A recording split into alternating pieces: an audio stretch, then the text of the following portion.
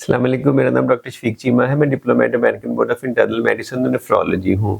Currently I am working as a professor of nephrology at Allama Iqbal medical college Jinnah hospital اور I M C hospital جو D H A phase 5 Lahore میں، وہاں پہ میں practice کرتا ہوں. مزید ویڈیوز اور اپڈیٹس کے لیے ہمارا یوٹیوب چینل سبسکرائب، لائک اور شیئر کریں. وہاں پہ ہمارا کڈنی ٹرانسپلانٹ کا پروگرام بھی ہے جو کہ بڑا اچھا جا رہا ہے، سارے ٹرانسپلانٹ سکسیزفل ہیں. تو اس سے مجھے خیال آیا کہ لوگ بہت زیادہ کویسچن پوچھتے ہیں، تو فیوچر میں ان کو کہوں گا میری یہ ویڈیو دیکھیں جس میں ان کو سارے سٹیپس پتہ چل جائیں گے کہ اگر خدا نہ خواستہ آپ کے گردے فیل ہو گئے ہیں، آپ نے ٹرانسپلانٹ کرانا ہے، تو ٹرانسپلانٹ ہونے تک کیا وہ 11 سٹیپس ہیں کہ جن کے تھرو آپ کو گزرنا پڑے گا.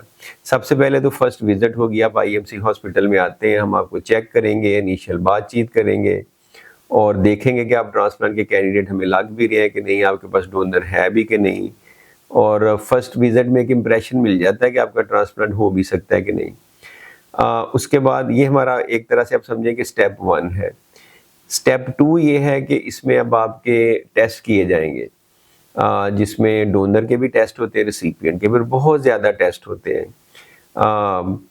ٹیسٹ جو کیے جائیں گے ان کے ریزلٹس آئیں گے، اگر وہ ٹھیک آتے جائیں گے تو ہم اور ٹیسٹ کراتے جائیں گے، اور ایونچولی جب سارے ٹیسٹ جو ریکوائرمنٹ ہے وہ کمپلیٹ ہو جائیں گے، وہ ہم سب کو ریویو کریں گے اور پھر نیکسٹ سٹیپ میں چلیں گے.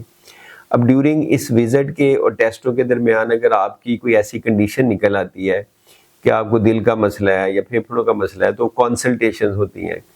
آپ کو پھر ہم کانسلٹ کرائیں گے کہ آپ سرجن کو جا کے دیکھیں، کارڈیالوجسٹ کو دیکھیں، کچھ کیسز میں پلمونالوجسٹ کو دیکھیں، تاکہ وہ جو آپ کا دوسرا مسئلہ ہے وہ آپ کی سرجری کے رستے میں رکاوٹ تو نہیں بنے گا.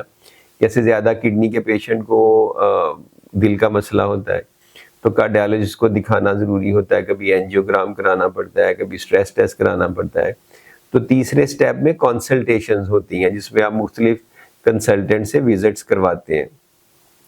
جب یہ سارا پروسیس کمپلیٹ ہو جاتا ہے تو سٹیپ نمبر 4 یہ کہ فائل کمپلیشن ہوتی ہے.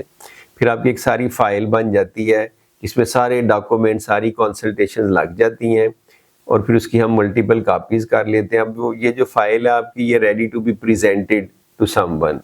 تو سٹیپ 5 میں ہم ہاسپٹل کمیٹی کو آپ کی وہ فائل پریزنٹ کرتے ہیں. اس میں جس نے گردہ دینا ہوتا ہے، جس نے لینا ہوتا ہے، دونوں آتے ہیں، کمیٹی کے سامنے پیش ہوتے ہیں ہاسپٹل میں.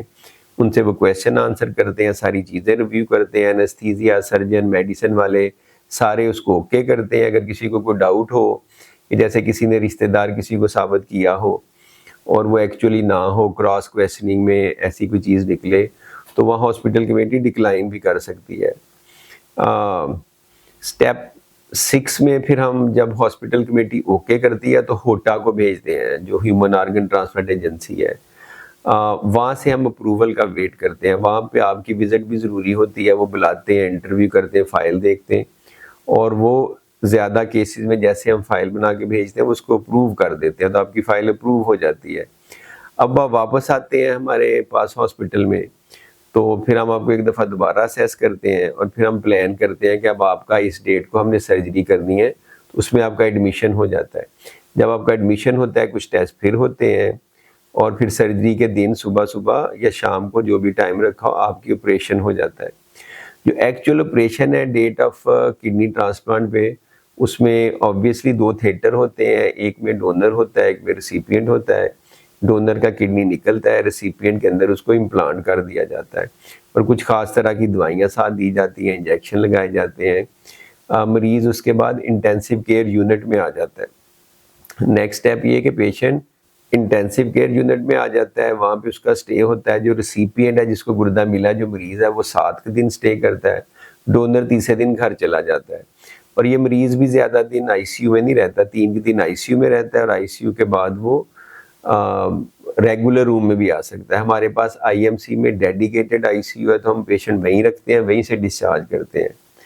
اور آخر میں ڈیورنگ اس ہاسپٹلائزیشن ہم مریض کو دوائیوں کے بارے میں بتاتے ہیں، کیئر کے بارے میں بتاتے ہیں، فالو اپ کے بارے میں بتاتے ہیں کہ ڈسچارج میں یہ آپ کو دوائیاں ملیں گی، اس طرح سے لینی ہے. شروع میں آپ ہفتے بعد چیک کراتے ہیں، سرجن کو بھی، ڈاکٹر کو بھی. 4 ہفتے بعد اندر ایک سٹینٹ ڈلا ہوتا ہے، وہ بھی نکلنا ہوتا ہے. آپ کے بار ٹیسٹ ہوتے ہیں، دوائیاں بار ایڈجسٹ ہوتی ہیں، ساری دوائیاں نہیں ہوتی ہیں. اسی طرح سے آپ کو بتاتے ہیں کہ پوسٹ آپ کیئر کیا کرنی ہے, کیا چیزیں کھانی ہے, کیا نہیں کھانی, فالو اپ کرنا ہے, فالو اپ کب کرنا ہے. تو اس کے بعد آپ کا لائف لانگ فالو اپ چلتا ہے. شروع میں ویکلی ہم دیکھتے ہیں, پھر 2 ہفتے بعد, پھر 4 ہفتے بعد, اور آئیڈیلی تو پھر 4 ویکلی یعنی ہر مہینے بعد آپ کو ہمیں دکھانا چاہیے ٹیسٹ کروا کے. تو اس سے آپ کا گردہ لانگ ٹرم چلتا ہے. گردے کی جو ہاف لائف ہے لیونگ کڈنی کی 15 سے 20 سال ہوتی ہے. ہاف لائف کا مطلب یہ کہ 15 سے 20 سال گردہ چلتا ہے, اور 15 سے 20 سال کے بعد آپ کا 50% چانس ہوتا ہے کہ آپ کا گردہ ابھی بھی چل رہا ہو, اور 50% چانس ہوتا ہے کہ آپ کا گردہ نہ چل رہا ہو. وہ بہت سارے فیکٹرز پہ ڈیپینڈ کرتا ہے. تو یہ بیسیکلی میں نے آپ کو 11 سٹیپس بتائے ہیں. یہ اگر آپ کا ٹرانسپلانٹ ہمارے پاس ہونا آئی ایم سی میں یا کہیں بھی ہونا ہے, مور اور لیس یہ سٹیپ وہ فالو کریں گے. تو ان کو آپ کو پتہ ہونا چاہیے سرجری پہ جانے سے پہلے, تاکہ آپ کو پتہ ہو کہ ایکچولی ہونا کیا ہے. تو امید ہے یہ ساتھ ساتھ میں سلائیڈیں دکھاؤں گا آپ کو ہر سٹیپ کی. امید ہے یہ آپ کو ویڈیو پسند آئے گی. تو اس کو کائنڈلی دیکھیں, شیئر کریں, اور چینل کو بھی سبسکرائب کریں. خدا حافظ.